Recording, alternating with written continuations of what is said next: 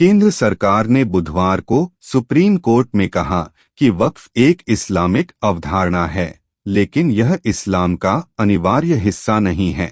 इस्लाम में दान के अलावा यह कुछ नहीं है।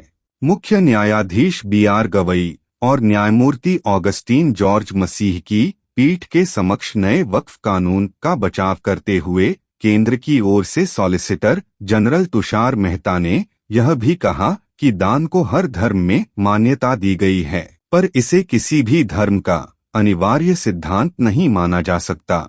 मेहता ने पीठ से कहा कि मान लीजिए कि अधिकांश मुसलमान आर्थिक रूप से मजबूत नहीं हैं, तो क्या वे मुसलमान नहीं रह जाएंगे? उन्होंने कहा कि कई देशों में वक्फ की अवधारणा नहीं है और वहां ट्रस्ट हैं। वक्फ अपने आप में एक अनिवार्य धार्मिक प्रथा नहीं है। उन्होंने धर्म के आध्यात्मिक और सामाजिक पहलुओं के बीच अंतर पर डॉक्टर आम्बेडकर के भाषण और आवश्यक धार्मिक प्रथाओं पर जॉन वलामोटम मामले का हवाला दिया। कहा कि वक्फ संशोधन अधिनियम 2025 संविधान के अनुच्छेद 25 और 26 धर्म की स्वतंत्रता और धार्मिक मामलों का प्रबंधन का उल्लंघन नहीं करता है।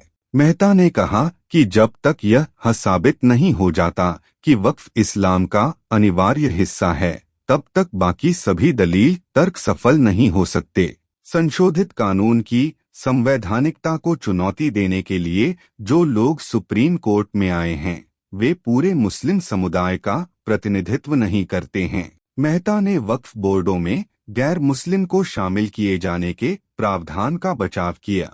कहा कि वक्फ बोर्ड धर्मनिरपेक्ष कार्य कर रहे हैं।